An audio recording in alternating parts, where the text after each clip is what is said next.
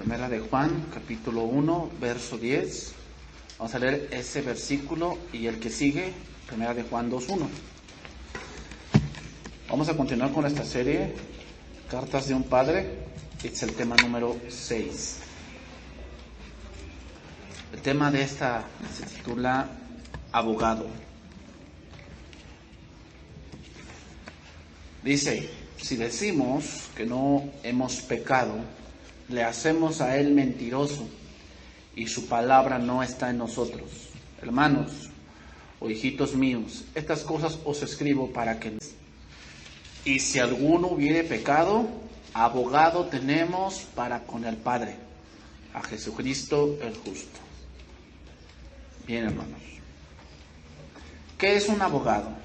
Según el diccionario, un abogado es una persona legalmente autorizada para asesorar y defender los derechos e intereses de otra persona.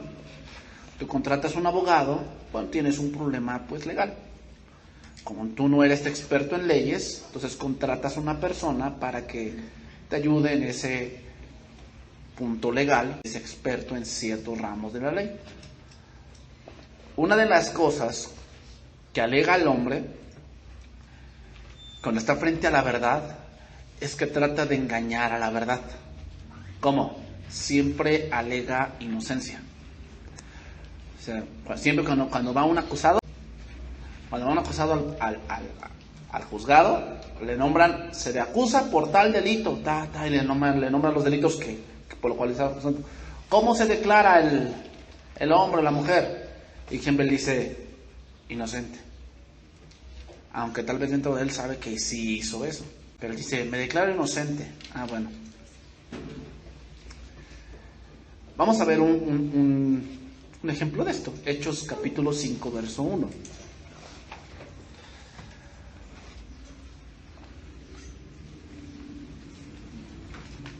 Hechos 5:1. Entonces, la semana pasada vimos que el pecado nos engaña, Y puede ser que el pecado te engañe a ti diciéndote que tú eres muy bueno. Que te puede engañar y te puedes engañar a ti mismo. Ahorita vamos a ver un poco de eso. Hechos 5:1. Aquí vemos un caso. Voy a decir un contexto histórico de este pasaje. En los primeros días de la iglesia, en este caso Hechos, fue la iglesia primitiva. Los cristianos, la mayoría de la iglesia eran esclavos. En ese momento sí se permitía la esclavitud en Roma. Los esclavos no eran dueños de nada, ni de su propia vida. O sea, si su patrón los mataba, no eran culpados de asesinato, por cuanto ahí la esclavitud era alguien que no era dueño de nada, aún de hijos. O sea, si eras un esclavo y el patrón le dio una esposa y obviamente engendra hijos, los hijos no son dueños de él. Si el patrón quería, los vendía. ¿Se veía nada más hasta qué punto llegaba? Bueno, entonces como llegaba gente pobre a la iglesia de su corazón, óiganlo bien, de su corazón, no obligados, de su corazón vendían sus propiedades. Es decir, el hermano tiene necesidad y no tienen para comer la iglesia, y Dios ponía en el corazón de alguien su casa. A lo mejor tenía 2 casas, vendía una. Y esa parte del dinero venía y la traía a los apóstoles, que eran los pastores en ese momento. Traían el dinero y ellos repartían el dinero a aquellos que necesitaban. O compraban comida y dentro de ella daban de comer. Pero óiganlo bien, no es de que el Señor me está diciendo que alguien aquí va a vender su casa. Y Dios ya te dijo que quién. No quiero señalarlo, pero el que... No, eso no era. En ese momento era que Dios le ponía a alguien, los apóstoles le dijeran. Entonces hubo un matrimonio que hizo eso. Dice el versículo 1 que vendió una heredad que tenían, ¿ok? Dice, y sustrajeron del precio. Es decir, la vendieron, vamos a suponer, la vendieron en 20,000. ¿Ok? Ahora sí, 20,000. Y de esos 20,000, ellos sustrajeron 5,000. Pregunta, ¿el problema era eso malo? No, ya que era su heredad y la habían vendido. Pero dice que trajeron la parte a los pies de los apóstoles, versículo 3, y dijo Pedro, Ananías, ¿qué llenó Satanás tu corazón para que mintieses al Espíritu Santo y sustrajeses el precio de la heredad? El problema no era que sustrajeran, el problema era que mentían diciendo que la vendieron en 15,000 cuando no la habían vendido en 15,000, la habían vendido en 20,000. Entonces el problema no era que le quitaran dinero, ¿no? Ellos tenían en su corazón que dar, pero llegaron a los pies de los apóstoles y mintieron diciendo que en 15,000 la habían vendido. Trataron de mentir. Entonces dice ahí, al oír, dice el versículo 4, teniéndola no se te quedaba a ti y vendida no estaba en tu poder. O sea, ese no es el problema, Ananías, que tú te hayas quedado con una parte del dinero. Ese no es el problema. Dice, ¿por qué pusiste esto en tu corazón? No has mentido a los hombres, sino a Dios. Al oír Ananías estas palabras, cayó y se murió. ¿Sabes que esto pasó en una casa de oración allí por el norte? Llegó un anuncio de un pastor que sucedió eso. Era una mujer que según profetizaba. Y andaba profetizando, pero andaba sacando los pecados. No, el Señor me está diciendo que él anda en esto y ella anda en esto y así. Entonces el pastor estaba predicando y se levantó a interrumpirlo. Le dijo, señora, en nombre de Jesús le digo que se calle. Dice que se cayó. Y así pasó toda la reunión, como ahorita. Así pasó toda la reunión y no se paraba. El pastor, ya levántenla. Estaba muerta. El Señor puede hacerlo, ¿eh? O sea, no crean que ay, Dios ya no. No, sí. El Señor es fuego consumidor. Entonces Ananías aquí mintió y expiró. Fíjate, él delante quiso engañar, y su mujer también, dice, versículo número 7. Pasado un lapso como de 3 horas, sucedió que entró su mujer, no sabiendo ella lo que había acontecido. Entonces Pedro le dijo, dime, ¿vendiste en tanto la heredad? ¿Sabes? ¿La vendiste en 15,000? Ella dijo, sí, mintió, sí, la vendimos en eso. Entonces, versículo 9, y Pedro le dijo, ¿por qué convinisteis en tentar al Espíritu del Señor? He aquí a la puerta a los pies de los que han sepultado a tu marido, y te sacarán también a ti. Y dice que también se murió. Entonces, hermanos, el pecado nos quiere engañar, y muchas veces nos engaña diciendo que lo que hacemos no es tan malo. No, es que, ¿por qué mientes? Bueno, es que es una mentira piadosa, o sea, es para ayudar a otro. Pero el pecado no. Hay caminos que al hombre le parecen derechos, pero su fin es camino de muerte. Eso lo dice Proverbios 16:25. Entonces, ¿quién te debe demostrar cómo es tu camino? Dios. Es el que te debe de decir si tu caminar es recto.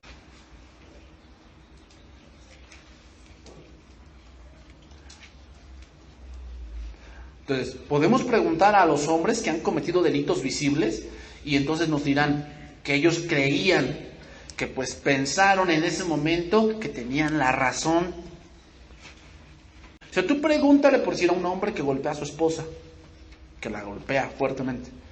Tú le preguntas a ese hombre, oye, ¿por qué la golpeas? O sea, no tiene razón de ser, o sea, ponte con un hombre, ¿no? ¿Por qué una mujer? No, es que si vieras cómo es de terca. No es bien terca, es una mujer que ya me tiene hasta el... Ya. Entonces, yo tenía derecho a ponerle un hasta aquí. ¿Te das cuenta? O sea, no acepta su pecado, sino trata de justificarlo, porque a su opinión, el camino ese es recto.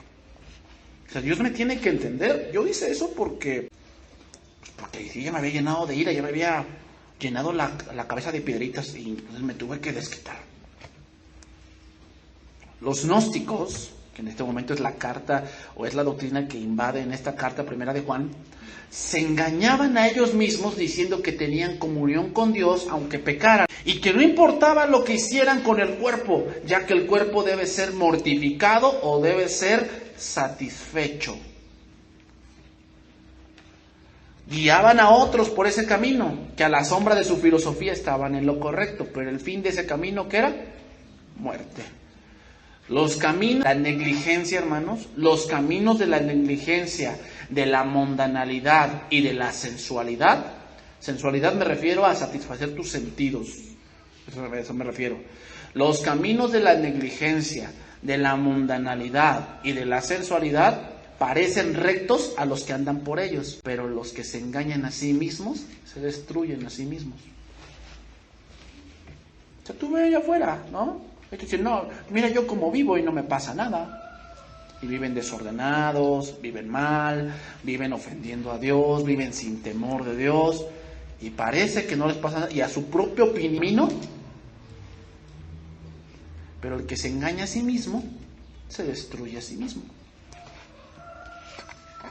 Ahora los gnósticos, en el verso número 10, Juan está combatiendo algo que los gnósticos decían, y era que ellos decían que su naturaleza no era caída. Cuando el hombre nace, nace con una enfermedad llamada pecado. Es decir, nuestros deseos, nuestro corazón tiende a hacer lo malo. Y no es necesario que nos lo enseñen. Tendemos a eso. O sea, tus hijos, aunque sean chiquitos, de un año, 10 meses, 12 meses, por decir, ¿de dónde sacan eso de hacer berrinche? Y ahí ves al niño en el centro comercial haciendo berrinche porque su papá no le compra los churros. Pregunta, ¿tú como papá te pones a hacer berrinche porque tu esposa no te hace, no sé, los envueltos que tanto te gusta? Te pones en el piso y te revuelcas y dices, no, hasta que me los hagas. Creo que no. O sea, creo que no se vería bien en alguien adulto. Entonces quiere decir que tú haces eso a tu hijo, de tratar de manipular, ¿verdad? Entonces, ¿quién se lo enseñó? Es que ya eso ya lo trae. Eso ya lo trae en sus genes. El principio nos dice que tendemos a lo malo, que nuestro pensamiento es de continuo hacer el mal. Mira, vamos a ver un poco de historia. Génesis 3:22. En Génesis 3 es la caída del hombre. Pero ve lo que dice aquí el Señor. Cuando el hombre fue formado santo. Su corazón era puro, era hacia Dios. Cuando el hombre pecó, entonces dice la palabra, abierto sus ojos. Es una paráfrasis hebrea, hermano, no quiere decir que estaban ciegos, sino que se refiere que algo dentro de ellos se encendió. Y entonces se dieron cuenta que estaban desnudos. ¿Qué quiere decir? Que empezamos a hacer vergüenza. Entonces ya pasa que el niño, la primera vez que miente o que no fue a la escuela, ¿qué hace el niño que es descubierto que no fue a la escuela? Trata de esconderse. Ahí es cuando ya se dio cuenta lo que eso es malo. Fueron abiertos sus ojos. Es el hombre cuando se enfrenta contra Dios se esconde. Entonces, ¿qué dice Dios? ¿Dónde estás tú?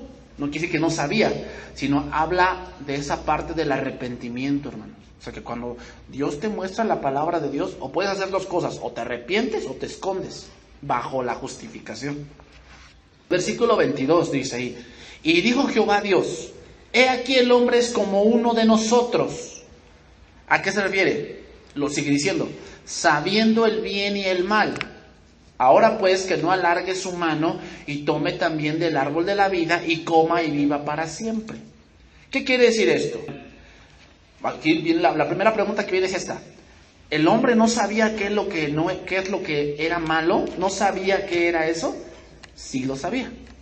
Ya que el Señor le dijo, de todo árbol del huerto podrás comer, pero de este árbol no comerás, porque el día que de él comieres, morirás. Ahora, el hombre no sabía qué era morir. No sabía eso, por cuanto el pecado.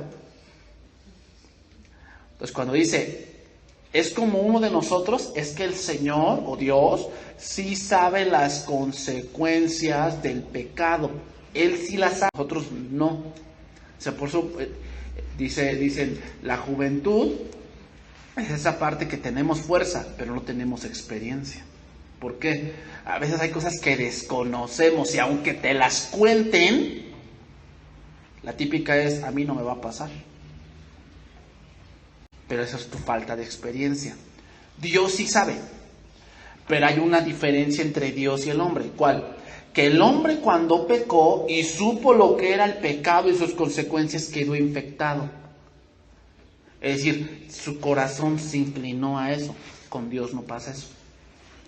Sabe las consecuencias, pero él no es tentado por el mal, ni él tienta a nadie. O sea, Dios sí sabe. Por eso dice, ahora él es como uno de nosotros. ¿Cómo? Él ya sabe las consecuencias de hacer lo malo. Nosotros también las sabemos. Y fíjate bien cómo habla en plural, ahí es verdad. Entonces, Dios sí conoce las consecuencias del pecado, pero él no es influenciado por el pecado, porque él es santo. Pero el hombre, al momento de pecar, contaminó todo su ser.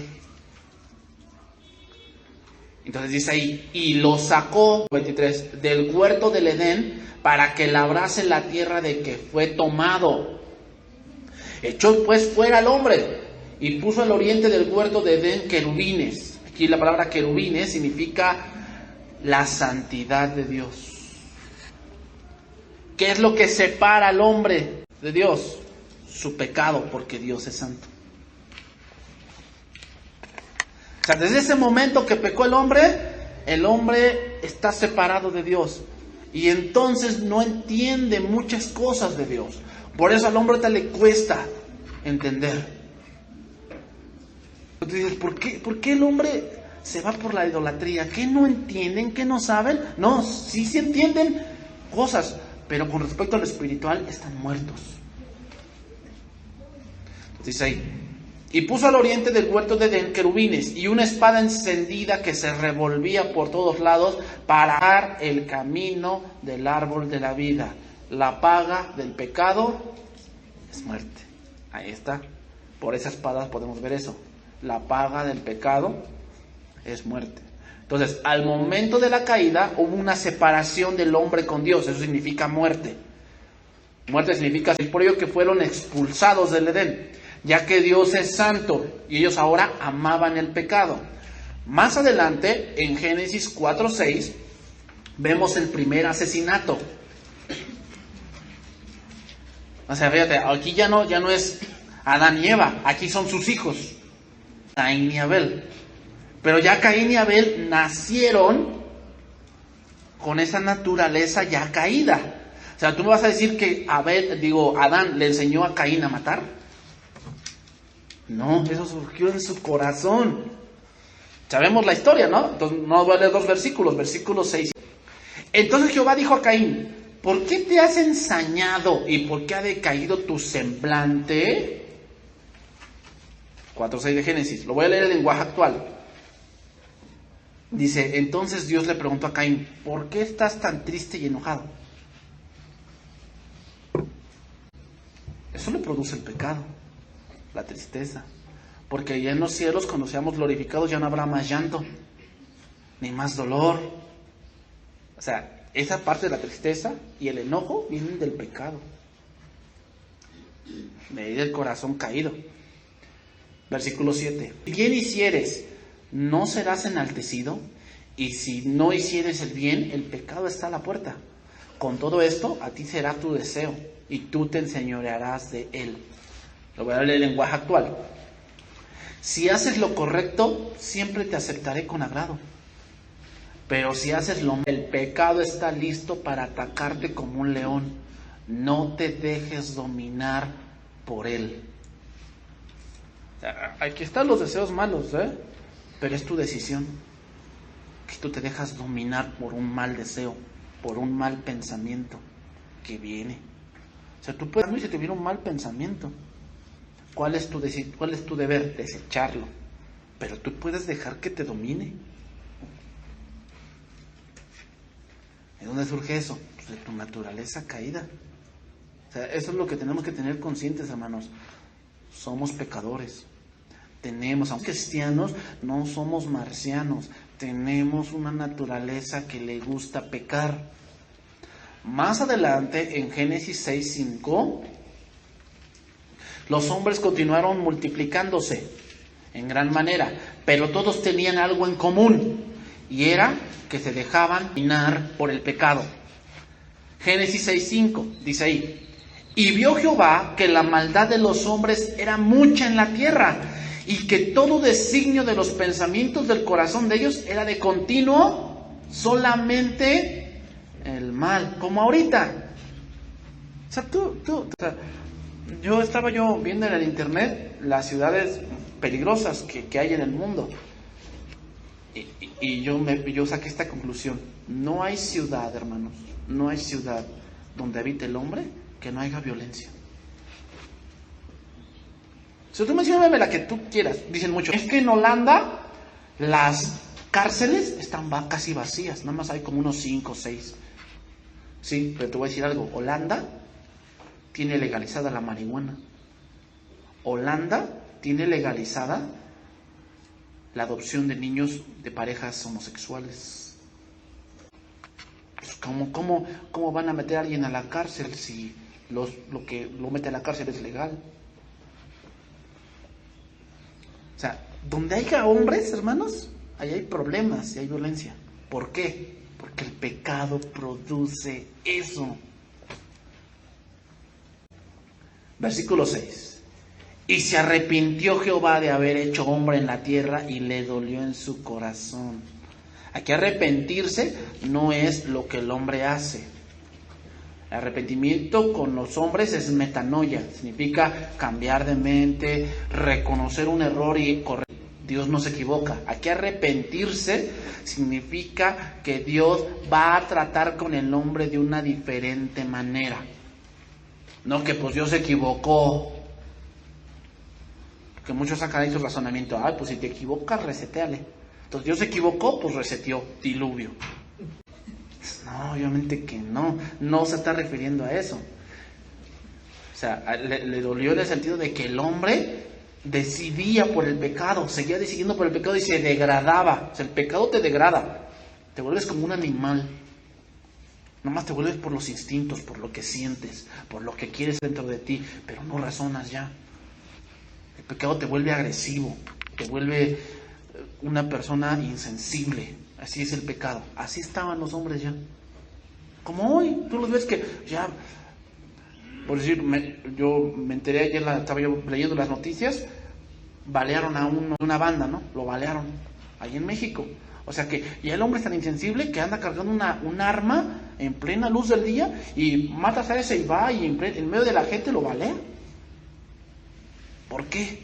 Pecado. Pecado. Una de las ciudades que México tuvo que fue Ciudad Juárez. Ciudad Juárez es muy famosa por matar mujeres. Ahí ves el cementerio de mujeres, ¿no? Muchas cruces ahí de mujeres. ¿Y qué? Nadie sabe. Nadie sabe quién las mató. Muchas mujeres esas no están muertas. ¿Sabes dónde están? En la prostitución. Se las llevan a otro lado. Les meten drogas, vuelven adictas y las prostituyen. Europa sufre mucho de eso. Porque donde hay hombres, ahí el pecado abunda. Aunque tú me digas que es que en Europa son muy cultos. Aunque tengas mucho conocimiento, eso no quita tu pecado, hermano. Podrás estudiar lo que tú quieras, pero sigues siendo pecador. Eso es lo que creían los gnósticos. Creían que entre más estudiaran, su pecado iba a desaparecer. No es cierto.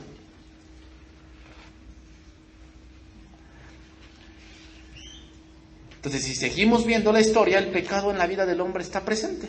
Tú sigues viendo a José, viendo a Abraham, a Isaac, a Jacob. Hay pecado ahí. Sin embargo, Dios fue llevando ahí ese punto. Entonces dice versículo, vamos a leer Romanos 5:12. Fue llevando la historia de la redención. Entonces, ¿cuál es el gran problema del hombre? ¿La falta de educación? El pecado. El pecado es el problema del hombre.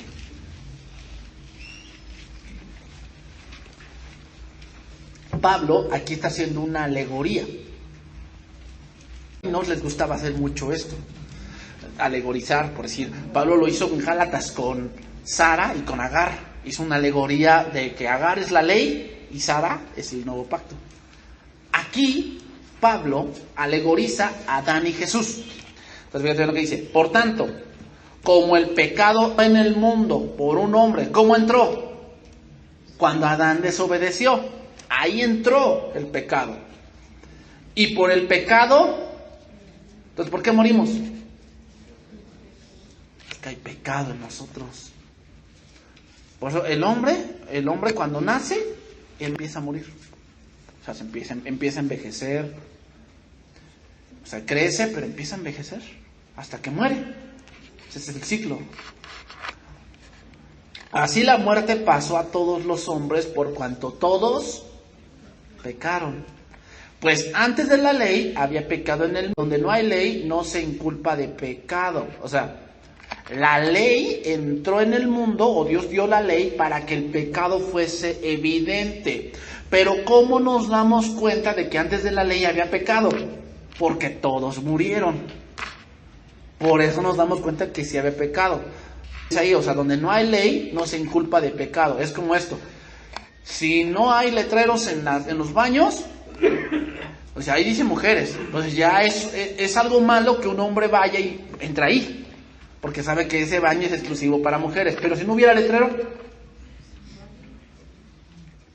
le inculpa, aunque si ya todos sabemos que ese es de mujeres, el pecado ya está, pero no es evidente porque no hay. Cuando ya se pone el letrero, entonces es más que evidente que alguien que entre allí está haciendo algo malo. Así es la ley. Versículo 14. No obstante, reinó la muerte desde Adán hasta Moisés, aun en los que no pecaron a la manera de la transgresión de Adán. ¿Qué quiere decir? Ay, es que pues yo no tomé del fruto, y no era una manzana, es que Adán se comió la manzana y se le quedó aquí atorada.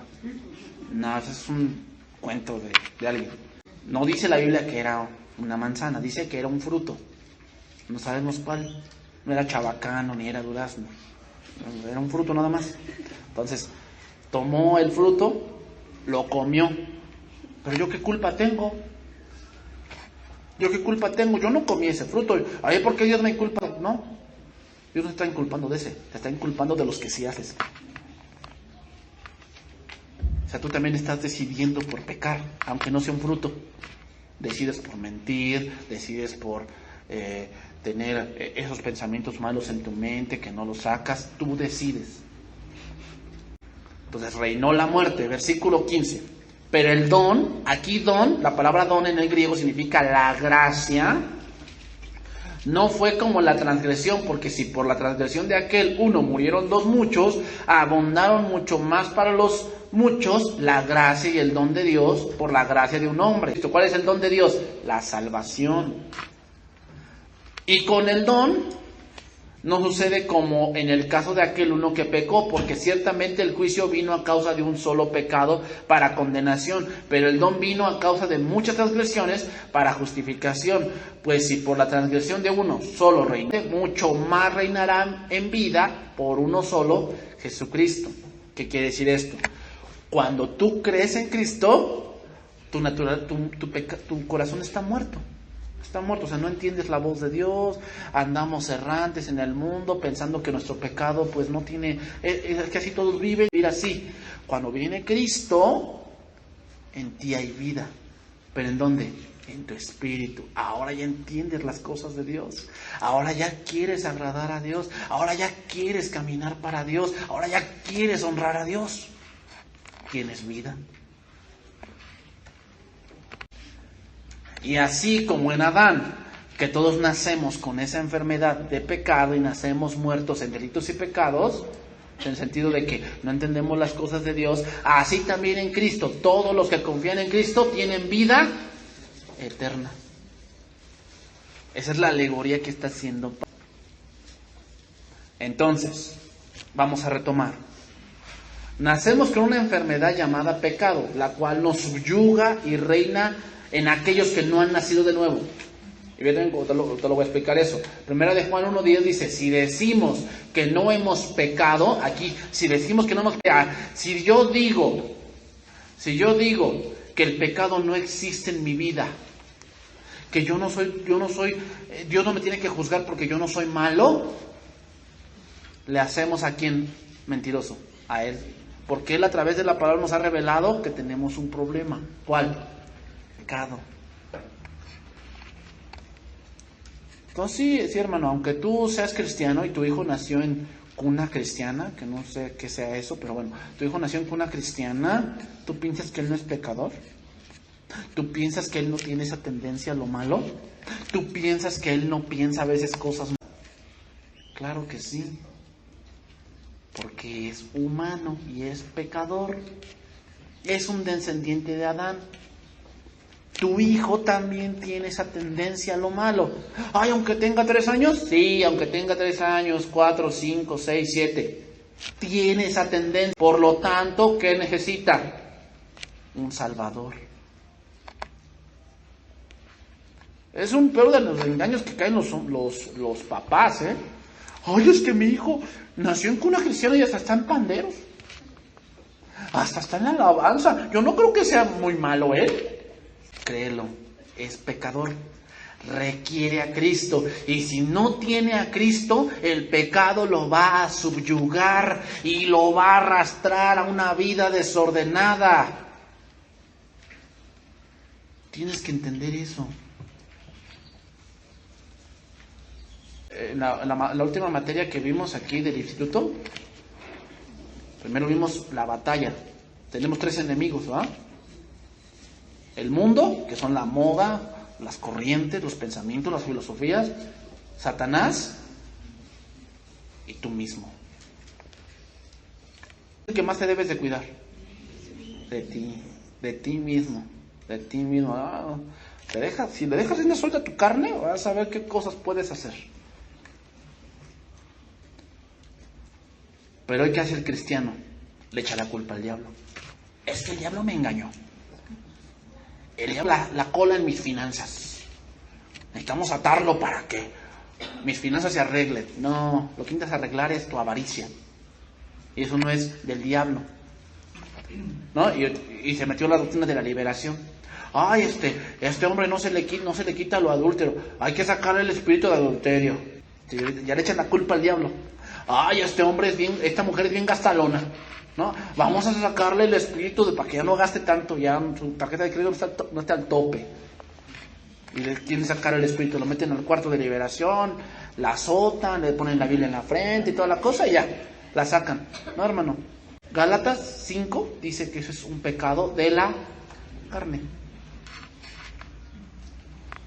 O sea, hay cosas que son pecados de la carne y otras cosas que hay una batalla contra espíritus. O sea, esa batalla existe, pero no todo es por espíritu. Los celos no son espíritu, es un pecado. La ira no es un espíritu, es un pecado de la carne. Entonces, el que más te debes de cuidar eres de ti mismo, ¿eh?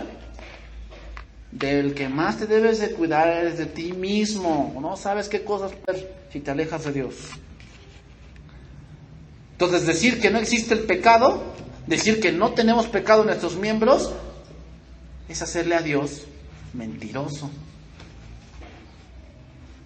Y luego dice, y su palabra no es nosotros. Esa parte habla de la santificación.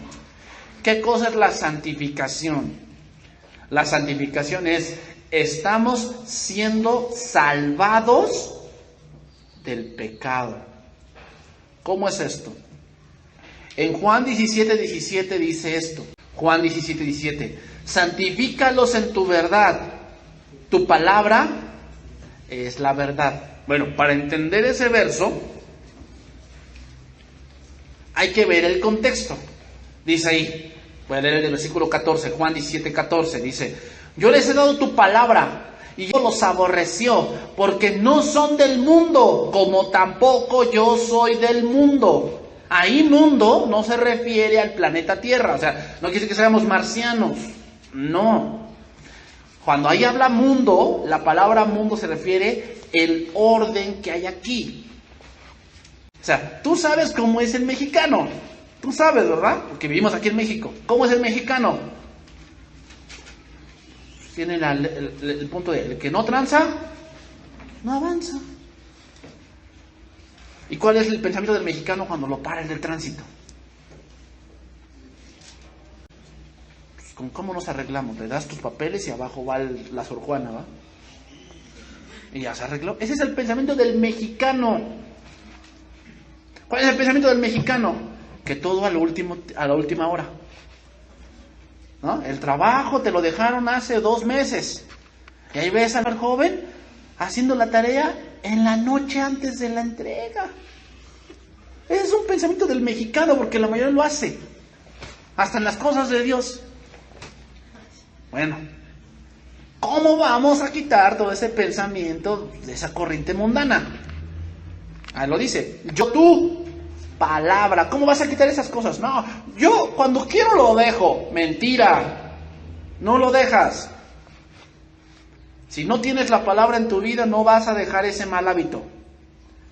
La palabra es la que te va a limpiar y a santificar. Versículo 15, fíjate. No que los quites del mundo, sino que los guardes del mal. ¿Qué quiere decir? Entonces me voy a aislar. Me voy a ir allá al Tíbet. Ahí para entrar en una meditación profunda. No, hermanos. No te pido que los quites del mundo. O sea, no es que te vayas a un lugar donde no hay humano. No. Es que te guarde del mal. ¿Qué te va a guardar del mal? La palabra de Dios. Sigue diciendo el versículo 16. No son del mundo. Obviamente no se refiere aquí al planeta Tierra. Se refiere al mundo de no son como los demás. Como tampoco yo. Y ahí viene ahora. Santifícalos en tu verdad. Tu palabra es verdad. ¿Cuál es el contexto entonces de esos? Que la santificación te va a ir a hacer que te alejes más y más del mundo. Esa es la santificación. La santificación en un cristiano se ve porque su vida empieza a cambiar. Ya no se comporta como antes. Ya no habla como antes. Ya no piensa como antes. Ya no frecuenta los lugares que antes frecuentaba. ¿Por qué? La palabra lo está santificando. Porque muchas veces, ahí es donde vas te prohíben, ¿verdad? Te pega el pastor. Te regaña, ¿verdad? De que vienes con nosotros. ¿No? Pues yo no sé que yo te he dicho, si vas al cine te excomulgo, ¿eh? Yo no los he dicho. Porque eso ya debe nacer de ti, de tu santificación.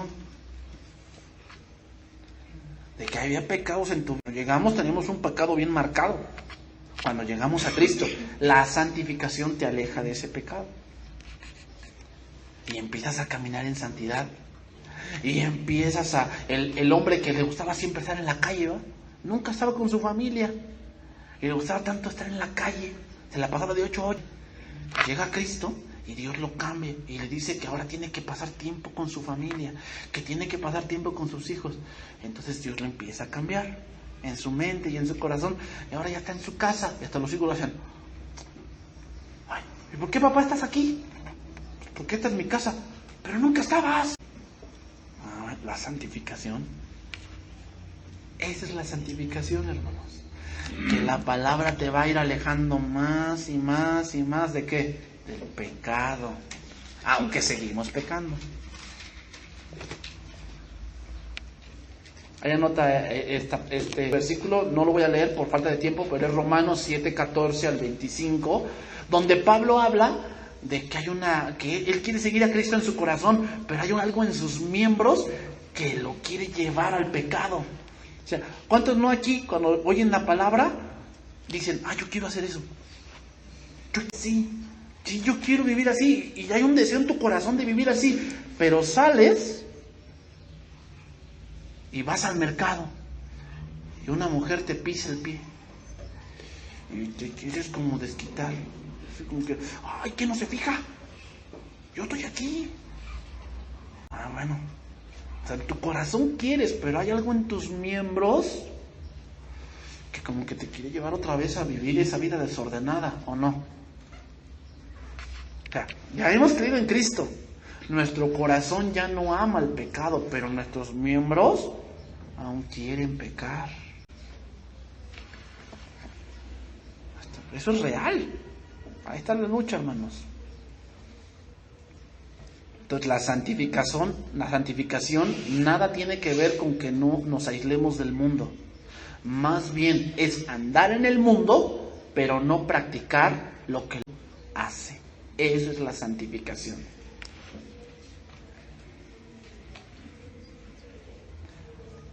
Si tú estás en la palabra, se va a ver. No es necesario de que ay, me estoy esforzando porque no. No. Estás en la palabra de Dios y la gente va a ver que tú cambias. La palabra te está cambiando. La palabra es como esa agua que lava tu mente, lava tu corazón. Entonces te vas dando cuenta que tu conducta cambia, que ya no te enojas con facilidad, que ya perdonas, que ya no eres un amargado, que ya no eres una rencorosa. Ya no. ¿Por qué? La palabra te está cambiando. Ahora, pero si aún como cristianos, te lo voy a decir así, aún como cristianos dejamos la palabra, vas a ver cómo tu vida empieza a caminar otra vez en pecado. Aunque seas cristiano, sí, aunque seas cristiano. Si no estás constantemente en la palabra, te vuelves como uno del mundo. Y aunque digas que eres cristiano, pero dices unas palabrotas, dices, ni a mi abuelita se las escuché. Y es cristiano. ¿O no te ha tocado que la mujer o la chica está en la universidad y es cristiana, pero le llaman la Dalila? ¿Por qué? Subyuga a los hombres y es cristiana. ¿Sabes qué me está diciendo eso? O dos cosas, o no es, o nunca va a la iglesia, nunca estudia su Biblia, pero es como aquel que dice que viene aquí y es que por eso es cristiano. Pues si vas a McDonald's te conviertes en hamburguesa. Pues no. ¿O te metes a una cochera y te vuelves coche? Obviamente que no. O sea, no por venir aquí eres cristiano. El cristiano se santifica. Entonces vámonos al versículo 1 de Primera de Juan, que ya se me está acabando el tiempo. Primera de Juan 2:1. Hijitos míos, estas cosas os escribo para que no pequéis. Y si alguno hubiere pecado, tenemos para con el Padre. Aquí la palabra abogado viene de una palabra griega parakletos y significa un intercesor, significa un consolador, pero significa el parakletos. Ahora, ¿quién es un abogado? Pues el que tiene un problema, ¿verdad? Pues obviamente, si tienes un problema legal, pues vas con un abogado a que te asesore. Uno que no se santifica, ¿utilizará el parakletos? Alguien que anda en pecado, pero la Biblia, nunca ora, casi no va a la iglesia, ¿utilizará el parakletos? Es decir, ¿utilizará un abogado para que le ayude en su problema de pecado? La respuesta es no. Porque él piensa que está bien. La palabra de Dios es la que nos dice la realidad de nuestra vida. Pero si yo digo que no tengo pecado, que yo no soy una mala persona, que yo no he hecho nada malo a ninguna persona, es más, yo soy bien responsable. Yo como hombre, pregúntale a mis hijos, yo nunca los he dejado sin comer. Pregúntale, yo una vez le he puesto la mano encima. Bueno, no, a lo mejor no. Pero ¿qué tal eres de cachondón con las mujeres? Bueno, todos tenemos errores. Sí, todos tenemos errores. Pero si tú no aceptas conducta pecaminosa, nunca vas a aceptar al abogado. O sea, date cuenta, o sea, el hombre cuando tú le dices, Tú necesitas de Dios. No, yo no necesito de Dios. Yo no soy malo. Yo no he matado a nadie. Yo no vendo droga. Es más, yo a mis hijos en una buena escuela. A mi esposa le compro buena ropa.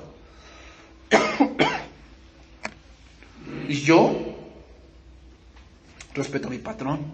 Bueno, eso es lo externo. ¿Cómo está tu corazón? Bueno, sí, tengo un poco de rencor contra mi padre, porque él nunca me quiso. Él siempre prefirió a mi hermana. Yo la verdad, desde ese día decidí nunca más hablarle. ¿Y eso lo prueba Dios? ¿Que te has amargado? Pues yo no sé si lo apruebo o no, pero yo decidí. Tienes que arrepentirte. No, si tú supieras cómo era mi padre, a mí no me importa cómo era. Lo que sí me importa es que tú tienes que arrepentirte. ¿Te das cuenta? Él da sus argumentos de que es bueno, pero en su corazón tiene algunas cosas ahí.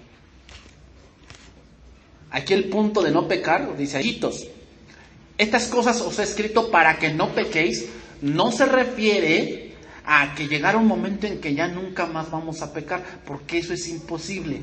El único momento cuando ya va a pasar ese momento es cuando ya muramos o cuando estemos con Él en el cielo.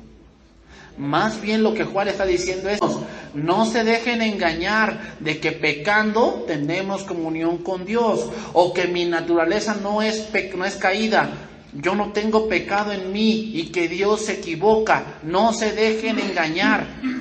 Ese es el contexto. Hijitos, no se dejen engañar por aquellos que dicen que tienen comunión con Dios. No se dejen engañar. Eso es lo que Juan está diciendo.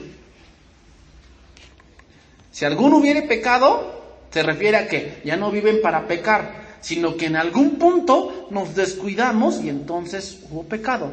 ¿Qué vamos a hacer cuando ya nos dimos cuenta que estamos pecando? Ahí entra el abogado. El cristiano se está santificando, el cristiano está en la luz, entonces se da cuenta de que está mal delante de Dios y confiesa. ¿Qué es confesar? Pensar como Dios piensa. Eso es confesar. Entonces vamos a ver otro versículo, 1 Timoteo 2:5. Para irnos yendo por la parte final. 1 Timoteo 2:5. Dice ahí: porque hay un solo Dios y un solo mediador. Aquí la palabra mediador significa intermediario en el griego. Significa un reconciliador. ¿Sabes quién ponen ahí los católicos? A María. María la mediadora. ¿Por qué te acercas a María? Es que bueno, si Jesús, su mamá lo calma. Es lo que dicen. Porque es la madre de Dios. Si fuese así, no sería Dios. Porque tendría un principio, entonces ya no sería Dios. La escritura misma. Hay un solo mediador entre Dios y los hombres. ¿Quién? Jesucristo. Hay un solo intermediario. Hay un solo reconciliador. ¿Quién es el único que puede reconciliarnos con Dios? Cristo. Si uno hubiere pecado, tenemos un abogado. ¿Cuál abogado? Cristo. Entonces, cuando confesamos, cuando nos arrepentimos, debemos ir a Dios en nombre de Jesús. No puedes llegar a Dios y decirle: Señor, sabes que me equivoqué aquí, pero pues tú sabes que era necesario que hiciera esto. No puedes llegar así. A Dios no le importan tus justificaciones, Para tu pecado no hay justificación. Tienes que llegar y decir: Señor, perdóname, pequé, hice esto y sé que merezco la muerte, pero Jesús es mi abogado.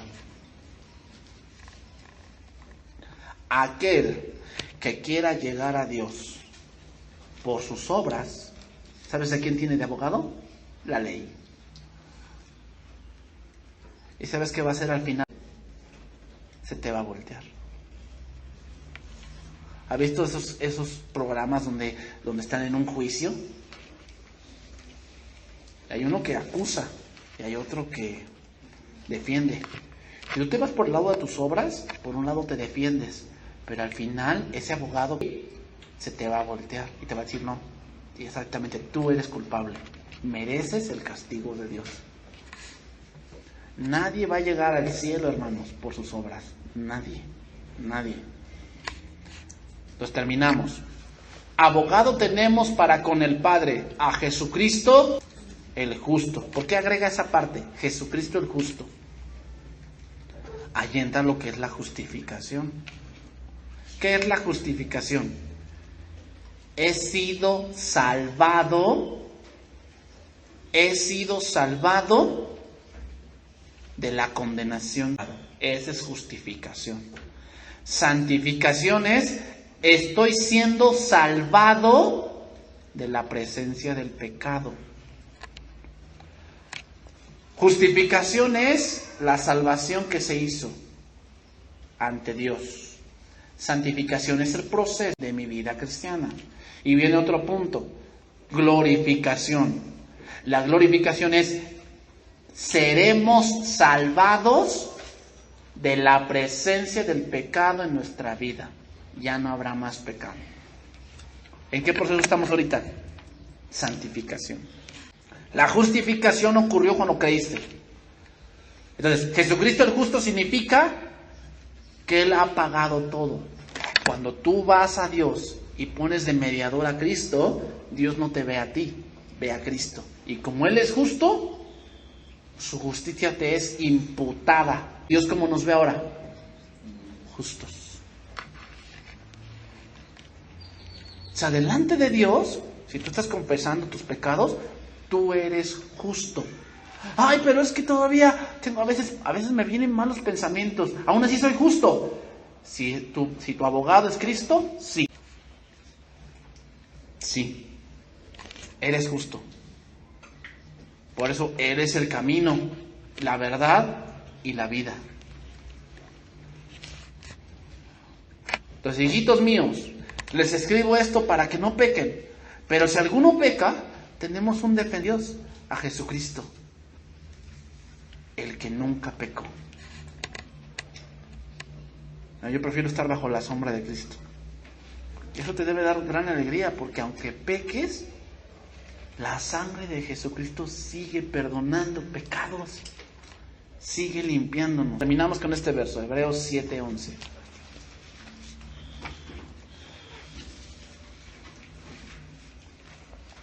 Entonces, ¿quién va a utilizar al abogado? Pues el que reconoce que es débil, que peca. Si siguen pensando, no, yo no peco, yo soy bien bueno, ¿va a utilizar al abogado? Utiliza la ley, porque él dice que es bien bueno, sus obras, lo que él no hace. Pero al final se va a topar con que él también es malo. Pero a veces ya es demasiado tarde. O sea, aquellos que mueren sin Cristo, ¿cómo van ante Dios? Por sus obras. Van a decir, Señor, esto, el otro, yo hice esto, yo hice el otro. Y Dios, como sabe lo profundo de tu corazón, te va a decir, sí, hiciste eso, pero por este motivo. Eras envidioso, eras alguien vanaglorioso, eras jactancioso, no lo hacías por mí, lo hacías.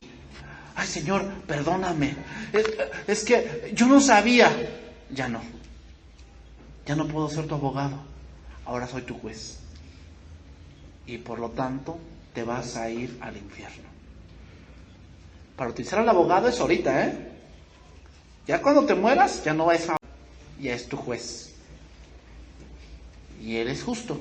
Y la paga del pecado es muerte. Terminamos. Versículo 11. Aquí el autor de Hebreos está hablando del sacerdocio y está hablando de cómo se perdonaban los pecados antes. Dice ahí, si pues la perfección fuera por el sacerdocio levítico, porque bajo él recibió el pueblo la ley, ¿qué necesidad habría aún de que se levantase otro sacerdote según el orden de Melquisedec y que no fuese llamado según el orden de Aarón? Antes los sacerdotes hacían sacrificios para que el pueblo fuese perdonado. Dice, porque cambiado el sacerdocio, necesario es que haya también cambio de ley. Y aquel de quien se dice esto es de otra tribu, de la cual nadie sirvió al altar. La tribu de Leví era la que servía al tabernáculo. Jesús vino de la tribu de Judá. Dice ahí, versículo 14, porque manifiesto es que nuestro Señor vino de la tribu de Judá, de la cual nada habló Moisés tocante al sacerdocio. Y esto es aún más manifiesto, si a semejanza de Melquisedec se levanta un sacerdote distinto, no constituido conforme al mandamiento acerca de la descendencia, sino según el poder de una vida indestructible. Es decir, Él vive para siempre, pues se da testimonio de Él. Tú eres sacerdote para siempre, según el orden de Melquisedec. Queda pues abrogado el mandamiento anterior a causa de su debilidad e ineficacia. ¿Cuál era la debilidad e ineficacia? Se refiere a que aun cuando hicieran muchos sacrificios, solamente cubrían el pecado, pero no cambiaban tu corazón.